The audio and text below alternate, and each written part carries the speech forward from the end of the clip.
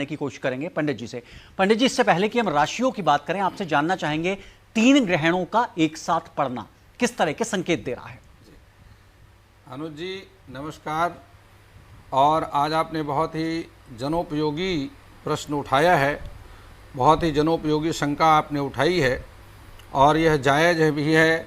इस प्रकार की शंकाएं एक अच्छे पत्रकार के मन में आनी ही चाहिए, देश के राष्ट्र के कल्याण के लिए।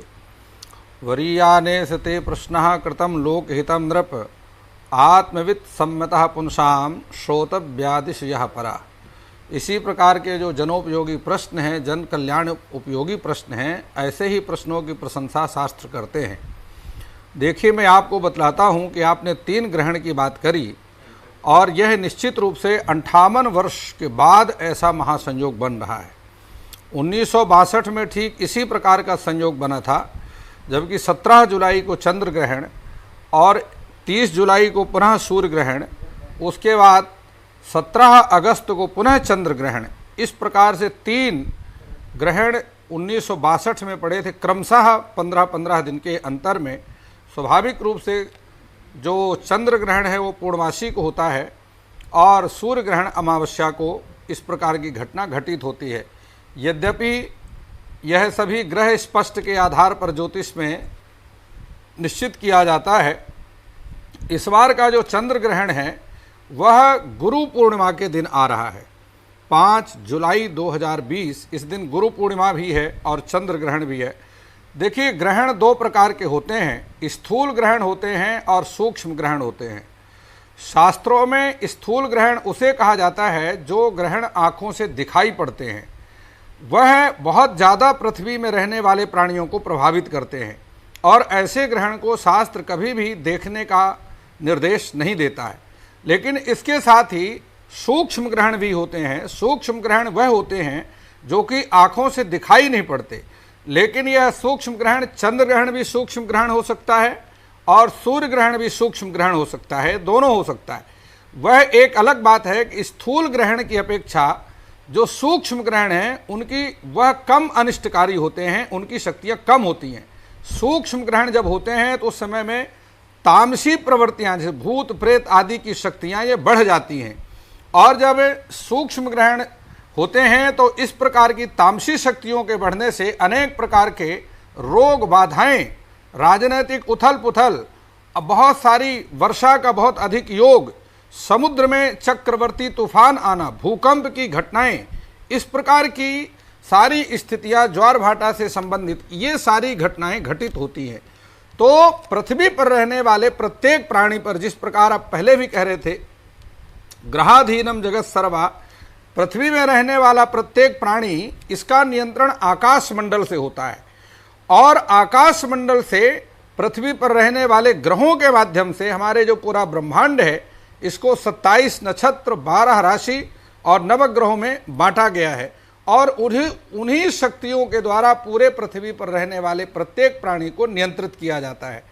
तो इस प्रकार से यह जो चंद्र ग्रहण है, आप भी जानते हैं, आप खुद भी बहुत अच्छे ज्योतिषी हैं, तो आपको मालूम है कि धनु राशि में यह चंद्र ग्रहण की घटना घटित हो रही है और धनु राशि, इसका स्वामी कौन है? इसका स्वामी बृहस्पति है।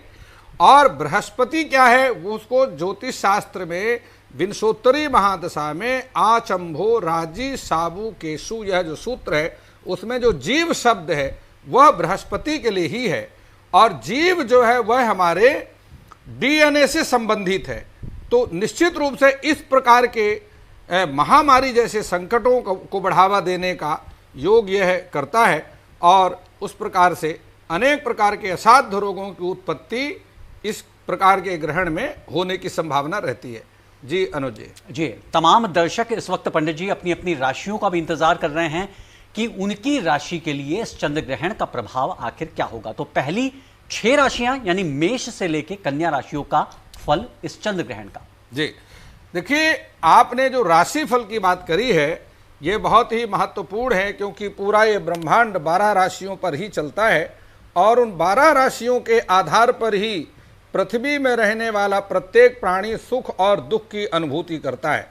तो देखिए, जहाँ पर धनु राशि में लगने वाला, घटित होने वाला यह चंद्र ग्रहण है, धनु राशि से पंचम स्थान पर जाकर के मेष राशि पड़ती है। और पंचम भाव को ज्योतिष में त्रिकोण भाव कहा गया है। केंद्र त्रिकोण पतयः संबंधेन परस्परम इतरैर प्रसक्ताश विशेष फलदायका। इसलिए जो मेष राशि के लोग हैं इनको तो बहुत ही शुभ ये घटना जो है, क्योंकि त्रिकोण जो है वह हमेशा केंद्र और त्रिकोण के जो स्वामी हैं वह या केंद्रेश और त्रिकोणेश ये सभी जो है शुभ फलों को प्राप्त करने वाले होते हैं। तो इसलिए मेष राशि के जो जातक हैं उनके स्वास्थ्य के लिए बहुत अनुकूल है। संतान, यदि किसी प्रकार से पहले संतान की परेशानी थी वह अब समाप्त हो जाएगी। संतान की विद्या से संबंधित परेशानी भी वह दूर हो जाएगी। बहुत अच्छे अंक परीक्षा में इनकी संतान प्राप्त करेगी और स्वयं वो मेष राशि का जातक है तो उसके लिए भी बहुत विशेष रूप से लाभकारी है। जो भी रुके हुए कार्य हैं वह पूर्ण हो जाएंगे। इसके साथ ही मैं बताता हूं कि वृष राशि, वृष लग्ने भवो लोका गुरु भक्त प्रियम बदा गुणी कृति धनी रोगी सूरः सर्वजन प्रिया। ऐसे जो कन्या वृष राशि है वह चूंकि छठे स्थान पर है, छठे भाव को ज्योतिष शास्त्र में रोग का कारक माना गया है और वहीं से जो है शत्रुओं का विचार भी किया जाता है। तो ऐसे लोगों को गुप्त शत्रुओं से सावधान रहना चाहिए। किसी असाध्य रोग से भयभीत नहीं होना है, लेकिन सावधान रहना चाहिए। जिस प्रकार आजकल महामारी जैसा संकट चल रहा है, ऐसे व्यक्तियों को लॉकडाउन के नियम का पूरा पालन करना चाहिए। बहुत विशेष आवश्यकता पड़े तभी घर से बाहर निकलना चाहिए। मास्क आदि वह अपने आप को बहुत सुरक्षित तरीके से ही घर से बाहर निकलें। और जो भी आयुर्वेदिक और आरोग्य सेतु जो बताते हैं वो सारे नियमों को पालन करना चाहिए। वृष राशि के लोगों को इस प्रकार की महामारी से संकट में पड़ने की ज़्यादा संभावना बन रही है। इसके साथ ही मैं आपको बताता हूँ मिथुन राशि, चूंकि यहाँ पर राहु बैठा हुआ है और आपको मालूम है कि यद भाव गतौ वापी यद भावेश संयुतौ तत्फलानि प्रबलौ प्रदिशेताम तमोग्रह। सूर्य ग्रहण और चंद्र ग्रहण का निर्माण भी राहु और केतु से ही होता है, आप भी अच्छी तरह से जानते हैं। तो जहाँ पर राहु स्वयं उस स्थान पर बैठा है, ऐसे व्यक्ति को हड्डियों से संबंधित परेशानियाँ या समझिए कि श्वास नली से संबंधित परेशानियाँ, चूँकि बुद्धि दिमाग से संबंधित परेशानियाँ, बुद्धि का कारक बुध है, ये सारी स्थितियां राहु के कारण हो सकती हैं और असाध्य रोगों का भय भी ऐसे व्यक्तियों को बना हुआ है। बात करते हैं कर्क राशि की। कर्क राशि देखिए धनु राशि से यह जो है अष्टम स्थिति में आती है। तो आपको मालूम है कि यद भाव गतौ वापी यद भावेश संयुतौ तत्फलानि प्रबलौ प्रदिशेताम तमोग्रह। यह जो अष्टमम आयुषा स्थानम अष्टमाद अष्टमम चैत, अष्टम भाव क्या है? आयु का भाव है और यहाँ से आयु का विचार किया जाता है। आयु भाव के व्यय भाव पर राहु बैठा हुआ, अष्टम से व्यय भाव अर्थात सप्तम भाव पर राहु की गोचर स्थिति चल रही है 22 सितंबर तक। ऐसी स्थिति में क्या होगा कि वह आयु का व्यय कारक हो जाता है। ऐसे लोगों को यदि कहीं किसी प्रकार से संक्रमित हो गए तो बचना अत्यंत मुश्किल हो जाता है, क्योंकि राहु जो है वह आयु का क्षय करता है और स्वयं अष्टम भाव से ही आयु का विचार किया जाता है। तो इसलिए ऐसे व्यक्तियों को यह विशेष रूप से खान पान का विशेष रूप से ध्यान रखना चाहिए और जितनी भी हो सके, चूंकि चंद्रमा इसका स्वामी है और चंद्रमा जल का कारक है, तो जितना अधिक हो सके उनको जो है अपने उष्ण जल का सेवन करना चाहिए। और चूंकि चंद्रमा माता का कारक भी है, इसलिए कर्क राशि के जो व्यक्ति हैं उनकी माता के लिए भी बहुत अच्छा समय नहीं चल रहा है, ये भी उनको ध्यान रखना चाहिए। इसलिए माता का भी विशेष ध्यान रखें और अपना भी विशेष रूप से ध्यान रखें। अब बात करते हैं सिंह राशि। सिंह राशि जो है वह धनु राशि से नवम स्थान पर, और नवम स्थान जो है ये भाग्य का स्थान है। और नवम राशि जो सिंह राशि के लोग हैं, जातक हैं, इनके लिए विशेष रूप से लाभकारी योग बन रहा है। इनके जितने भी धन से संबंधित जितने कार्य हैं वह सभी को तो लॉकडाउन के कारण धन का बहुत बड़ा नुकसान हो रहा है, लेकिन सिंह राशि के जो जातक हैं उनको लॉकडाउन में भी धन का फायदा होने वाला है। और जो भी इनका धन पीछे व्यापार में या किसी कारणवश रुक गया है वह सब अब धीरे धीरे उनको वापस प्राप्त होने वाला है। तो इसलिए सिंह राशि वालों की लॉटरी तो आप समझिए कि निकल ही आई। कहीं अनुज जी आपकी तो सिंह राशि है नहीं, आपकी भी लॉटरी एक निकल आती। और इसके साथ ही अब हम बात करते हैं कन्या राशि की, क्योंकि आपने मुझे कन्या राशि तक के फलादेश के लिए आदेश किया है। तो कन्या राशि का स्वामी भी बुध है और कन्या लग्ने भवो लोक कन्या लग्नोदये जाता सुधी सत्कर्म जीविका विद्वान सर्वकलाभिज्ञो धनाढ्यो जन पूजिता। अगर कन्या राशि का कोई व्यक्ति है और उसकी नौकरी कहीं छूट गई है तो अब नौकरी उसकी लगने ही वाली है। और व्यापार भी चूंकि दशम स्थान है, पिता का स्थान है, पिता के स्वास्थ्य में सुधार होगा और इसके साथ ही पिता के माध्यम से, पिता के सहयोग से उसको विशेष रूप से व्यापार में उन्नति होगी या कहीं विशेष रूप से नौकरी की प्राप्ति होगी। और चूंकि दशम भाव जो है यह कुंडली का सर्वश्रेष्ठ भाव है और केंद्र भाव माना जाता है। केंद्र त्रिकोण नेतारो दोष युक्ता अपि स्वयं संबंध मात्रा बलिनो भवेताम योग कारका। अगर इनकी किसी प्रकार से परेशानी पहले चल भी रही है तो वह भी अब सारी समस्याओं का निदान होने वाला है। और ये चंद्र ग्रहण जो है कन्या राशि के लिए विशेष रूप से लाभकारी ही योग बना रहा है। जी अनुज। बहरहाल ये तो रही पहली 6 राशियों की बात, लेकिन पंडित जी हर शख्स जिसको बताया जा रहा है कि 3 ग्रहण एक साथ पड़ रहे हैं, जो लोग जानते हैं उनके दिमाग में एक अजीब तरह की आशंका, एक अजीब तरह की दहशत, एक भय का वातावरण बना हुआ है, भय का माहौल बना हुआ है कि आखिर 3 ग्रहणों का जो संयोग है वो देश दुनिया में क्या करेगा। भारत देश के परिप्रेक्ष्य में यदि पंडित जी बात करें तो भारत इस वक्त कोरोना से लड़ रहा है। जाहिर तौर पर चीन से तनाव चल रहा है। आज ही प्रधानमंत्री लेह में गए, वहां का दौरा किया, सैनिकों का मनोबल बढ़ाने की कोशिश की गई। जाहिर तौर पर यदि भारत के परिप्रेक्ष्य में बात करें तो उस ग्रहण का असर कैसा रहने वाला है? क्या इस ग्रहण के बाद कोरोना से निजात मिलेगी या ये बीमारी और ज्यादा फैलेगी? देखिए अनुज जी, आपने यह जो प्रश्न है ये आज देश के 130-135 करोड़ लोगों के दिमाग में घूम रहा है कि, और आपने उन्हीं का प्रतिनिधित्व किया, 135 करोड़ लोगों का प्रतिनिधित्व करके आपने उन्हीं की तरफ से ये प्रश्न किया है। क्योंकि यह प्रश्न प्रत्येक व्यक्ति के दिमाग में घूम रहा है कि अभी कोरोना की क्या स्थिति रहेगी। और आपके टीवी चैनल के माध्यम से, चूंकि करोड़ों लोग इस चैनल को देख रहे हैं, नेशनल चैनल है, बताना चाहता हूं कि देखिए यह बात बिल्कुल ठीक है कि ग्रहण कभी भी लाभकारी नहीं होते, हमेशा ग्रहण हानिकारक होते हैं। ठीक है, कुछ राशियों के लिए लाभकारी होते हैं लेकिन कुछ विशेष राशियों के लिए हानिकारक होते हैं और सभी के लिए प्रायः हानिकारक होते हैं। लेकिन चूंकि ज्योतिष एक वैदिक शास्त्र है और आपको मालूम है कि अमेरिका ने भी जब संकट का सामना किया तो उसको यह समझ में आया कि भारतीय जो ज्ञान है, वेद, उसी के माध्यम से संकट से निजात पाई जा सकती है। और भारतीय व्यक्ति को बुला करके अमेरिका की सीनेट में शांति पाठ कराया गया और शांति पाठ भी जो किया गया वह शुक्ल यजुर्वेद के मंत्रों से कराया गया और वह भी भारतीय व्यक्ति के माध्यम से ही उस शांति पाठ को कराया गया। तो ग्रहों की अपेक्षा अनुसार जो मैं आपको गणित के आधार पर कहता हूं, क्योंकि यह सिद्धांत का विषय है, इसके आधार पर मैं बतलाना चाहता हूं कि जब तक राहु का गोचर मिथुन राशि पर चलता रहेगा, अर्थात 22 सितंबर 2020, जी, क्योंकि यह वर्ष 2020 जो है अंक शास्त्र की दृष्टि से देखें तो राहु का वर्ष है। चूंकि 4 अंक यह राहु का है, 3 अंक बृहस्पति का है, 1 अंक सूर्य का है, 2 अंक चंद्रमा का है, 9 मंगल का है, 8 शनि का है।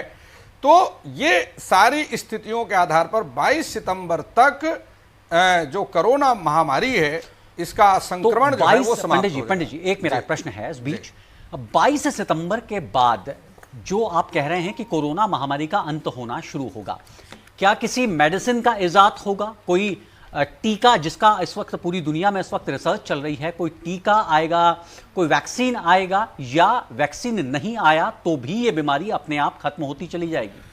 देखिए, शास्त्रों में जो ग्रह हैं उसको, ज्योतिष को वेदों का नेत्र कहा गया है और ज्योतिष का काम वही है जो हमारे शरीर में हमारे नेत्रों का काम है, वही शास्त्रों में ज्ञान में ज्योतिष करता है। तो वह जो है उसका, हमारे जो शास्त्र हैं उसमें जो उपाय का वर्णन है वो पौराणिक है, वेद में उपाय का वर्णन नहीं है। पौराणिक दृष्टि से तो कोई ना कोई वैक्सीन बन करके तैयार होगी, लेकिन वैदिक दृष्टि से यदि हम देखते हैं तो वहाँ स्थिति ये बनती है कि 22 सितंबर के बाद कोरोना जो बीमारी है वह अपने आप समाप्त हो जाएगी, अंतर्ध्यान हो जाएगी, लुप्त हो जाएगी और कोई भी व्यक्ति कोरोना संक्रमित होकर के मृत्यु को प्राप्त नहीं होगा। 22 सितंबर को अंतिम कोरोना से मृत्यु हो सकती है, उसके बाद भारत में कोरोना से किसी की मृत्यु नहीं होगी। अच्छा, ये एक बड़ी बात आपने बताई है कि 22 सितंबर के बाद, एक बार फिर से अपने दर्शकों को बता दें कि पंडित राजकुमार शास्त्री ने, डॉक्टर राजकुमार शास्त्री ने आज इस प्रोग्राम में यह दावा किया है कि 22 सितंबर के बाद भारतवर्ष में किसी की भी कोरोना के चलते मृत्यु नहीं होगी। ठीक है पंडित जी? बिल्कुल ठीक है। लेकिन जी। जो ग्रह गोचर हैं वो पूरी दुनिया पर काम करते हैं, ना केवल भारतवर्ष पर। जी। 22 सितंबर के बाद जो आपने कहा कि मिथुन राशि से राहु पीछे हट जाएगा, यानी कि वृषभ राशि में आ जाएगा। ठीक है। ठीक है, तो यानी कि यह मान के चलें कि पूरी दुनिया में किसी की मृत्यु नहीं होगी। नहीं, देखिए ऐसा है कि आपने मेरे से भारत की कुंडली की बात करी है, तो मैंने मकर राशि भारत की बनती है और उसी के आधार पर, गणित के सिद्धांत के आधार पर मैंने भारत की भविष्यवाणी करी है।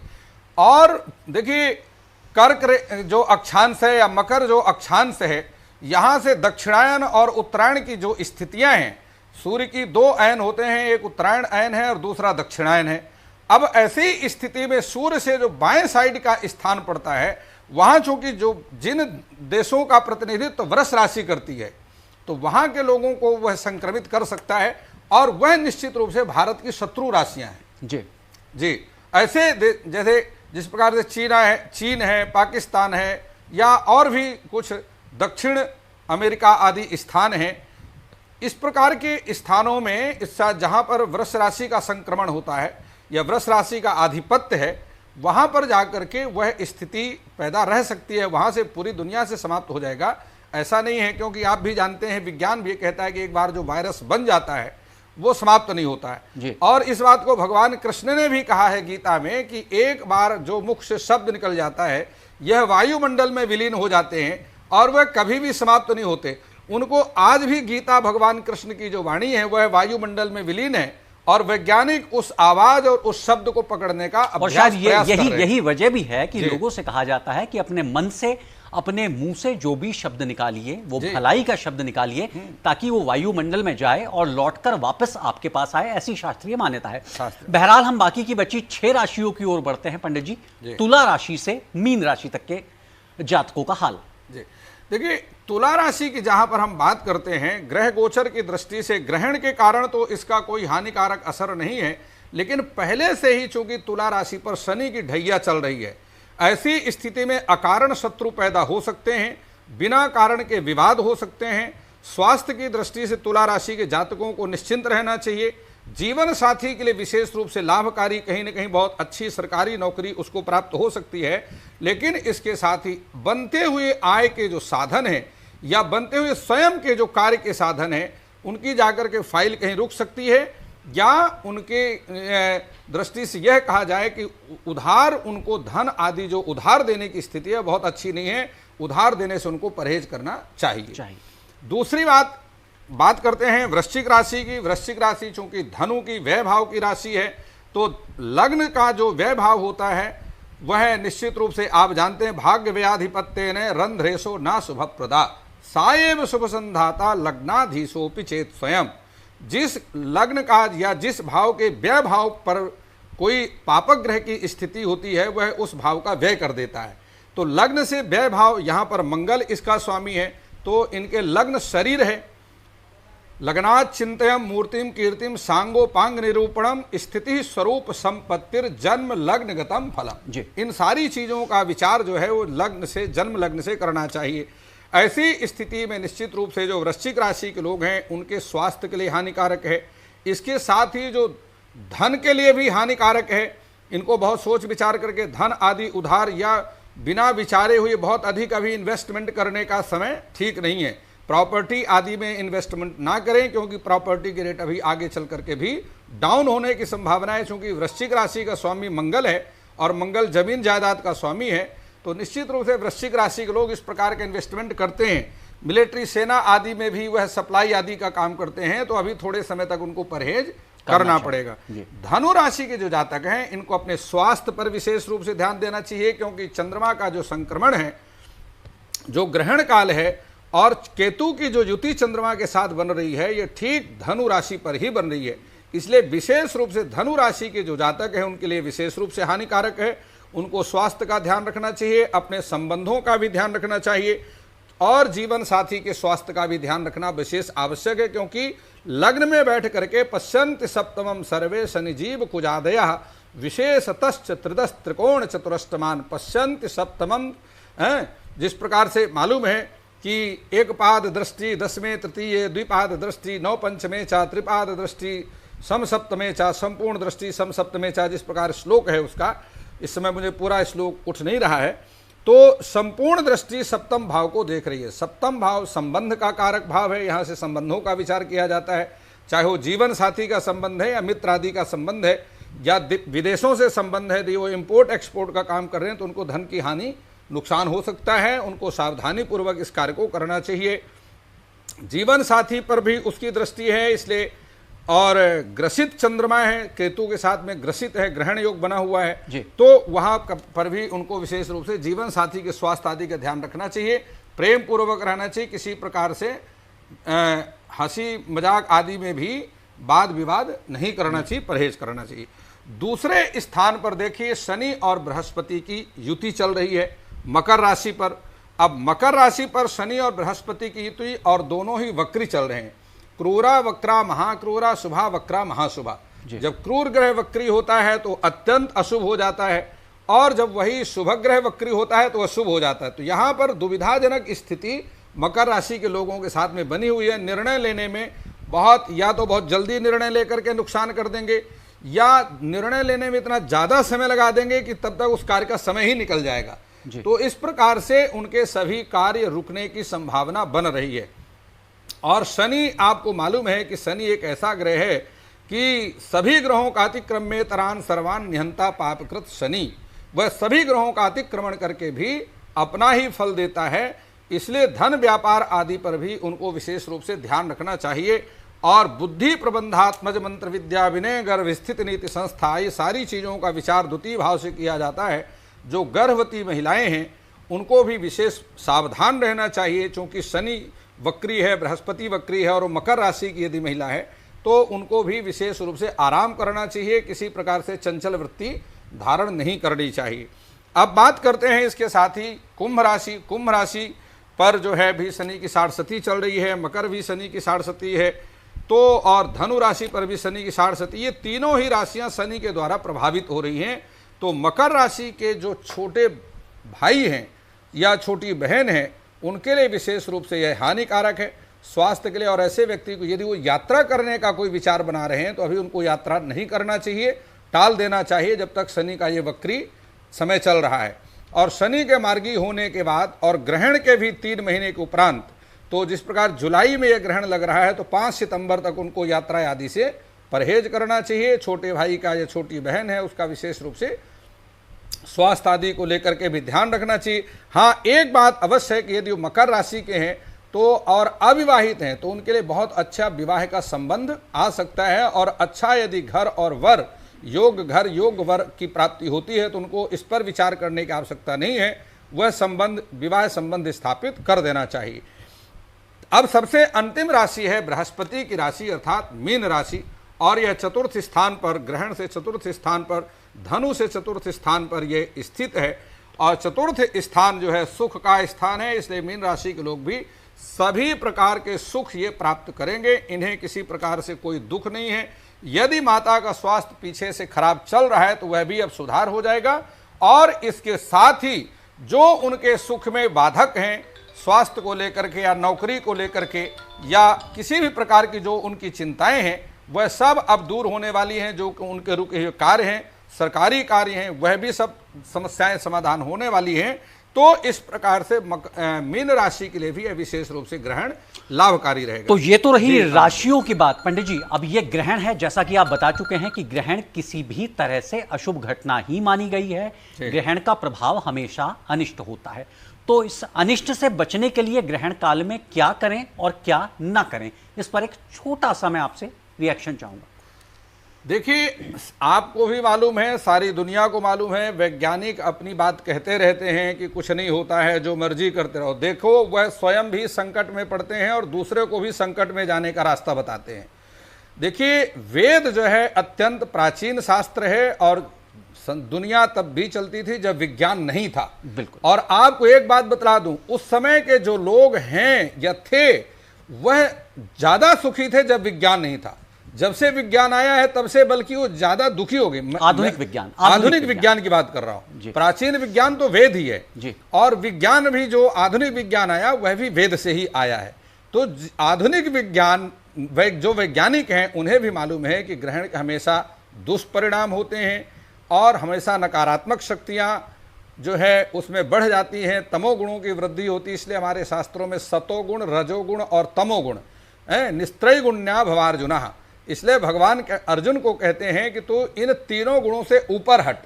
तीनों अर्थात ईश्वर का चिंतन कर, सर्वधर्मान परित्यज्य मामेकम शरणम ब्रज, समस्त इन दुविधाओं को त्याग करके मेरा स्मरण कर, मेरा भजन कर, मेरे सारी चिंताओं को मुझे अर्पण कर। तो इस प्रकार से अर्थात कहने का भाव है कि ग्रहण काल में केवल ईश्वर चिंतन करना चाहिए।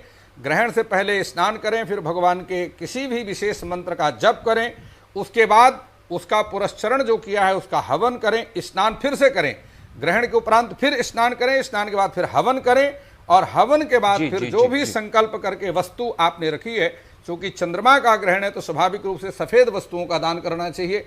भगवान शिव के मंत्रों का जाप करना चाहिए। भगवान शंकर चंद्रमौली है, इसलिए भगवान शिव के मंत्रों का जाप करना चाहिए और चंद्रमा की जिनकी महादशा चल रही है आज के उनको चंद्रमा के बीज मंत्र का जप करना चाहिए। जाहिर तौर पर तो आज के इस कार्यक्रम में एक बड़ी भविष्यवाणी ये की गई है कि 22 सितंबर के बाद, आचार्य राजकुमार शास्त्री की यह बड़ी भविष्यवाणी है कि 22 सितंबर के बाद भारत देश में कोरोना से किसी की भी मृत्यु नहीं होगी।